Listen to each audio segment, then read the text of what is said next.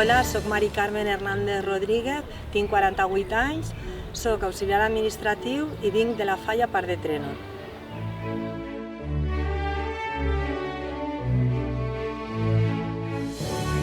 Soc fallera des que era xicoteta, perquè el meu pare va ser el fundador de la Falla Segon Tram. De les falles m'agrada tot, sobretot vestir-me de valenciana. I per damunt de tot destacaria la germanor que hi ha no sols entre els membres de la mateixa falla, sinó entre fallers de diverses comissions que al final fan que el món faller torrentí siga com una gran família.